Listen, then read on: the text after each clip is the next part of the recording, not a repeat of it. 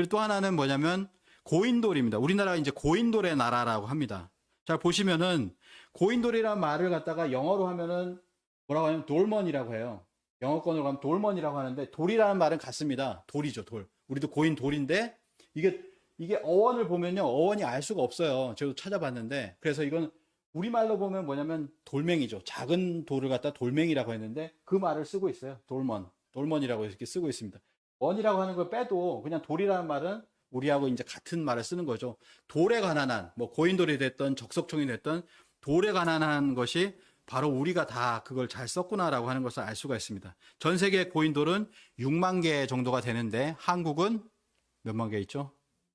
5만 개요?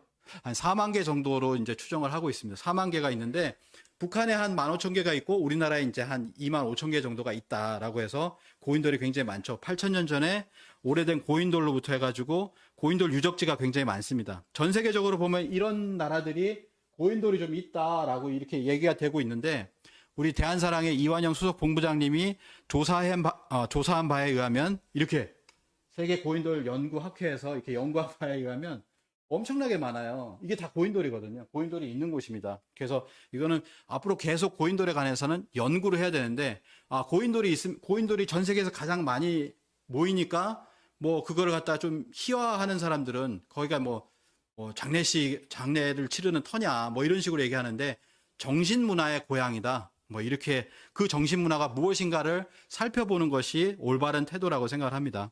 그래서 결론을 짓자면, 신석기 4대 문화권이 있습니다. 여기 보면은 좀 전에 말씀드린 빗살무늬 톡이 분홍색이 있고요. 고인돌이 있는 고인돌 문화권이 있어요. 이렇게 거성 문화권이라고 해서 그것이 이제 나오는 곳, 많이 나오는 곳을 표현한 겁니다. 전 세계에 이제 많이 있지만 많이 나오는 곳, 이게 고인돌 문화권이고요. 그 다음에 세석기라고 해서 돌, 요 부분이죠. 그 다음에 채도라고 그림이 그려진 뭐 그릇이나 이런 거, 채도 문화권이 있는데 이 네 가지의 어떤 신석기 문화, 그러니까 고대의 어떤 문화들이죠. 그 문화들이 수렴되는 곳, 수용과 융합되는 곳이 어디냐면 한반도하고 만주 땅이에요. 여기입니다. 여기에는 이 네 가지가 다 수용이 되지만 다른 곳은 한 가지씩 나오거나, 그렇죠? 한 가지씩 나오잖아요. 근데 여기는 그게 다 있다라고 하는 것이죠. 문화의 용광로, 그것이 바로 이 만주와 우리 민족의 어떤 고대 영역이었던 그런 부분이라고 하는 겁니다. 시간이 많이 지나기 이제 빨리빨리 하도록 하겠습니다. 세계 최고의 천문 기록 박석재 이사장님이 많이 말씀하셨기 때문에 쭉 넘어가겠습니다. 이제 고인돌이 있고요. 그리고 전 세계 2000년 이상의 천문 기록이 있는 나라가 중국과 한국뿐이다. 그래서 뭐냐면은 천문 기록 중에서 그 문헌적으로 보면 단군 조선 때 이게 단군색이거든요. 환단고기에 보면 중요한 부분을 차지하는 47명의 단군의 어떤 기록이 단군색입니다. 이 단군색에 보면은 이런 기록들이 있어요. 일식이 있어요. 그 다음에 오성치루가 있습니다.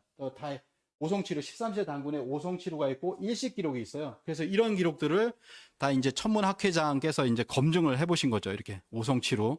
그래서 이런 것들을 검증을 하니까 무진 50년에 오성이 모였다. 박창범 현재 한국천문학회장, 그때 당시 93년에 오성치루로 논문을 내셨던 분인데, 작년에 뭐냐면은 몇 년 동안 굉장히 시달렸어요. 강간사학계에 시달리고 압력을 받고 하니까 단군색이 인용을 안 해야 되겠다. 몇 년간은 인용을 안 했습니다. 근데 다시금 말씀하셨죠. 19년에 오성치루 기록은 맞다. 확인을 한 겁니다. 다시 돌아선 거예요. 그전에는 뭐냐면 고인돌 천문 기록만 가지고 얘기를 했습니다. 몇 년 동안은.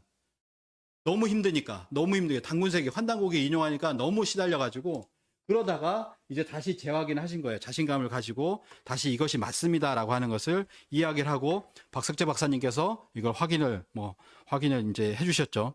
그래서 뭐냐면은 이 단군색에 보면 47명의 단군이 있다라고 하는 것이 나오는데 이 47대 단군이라고 하는 것이 환단고기만 나오는 것이 아니다.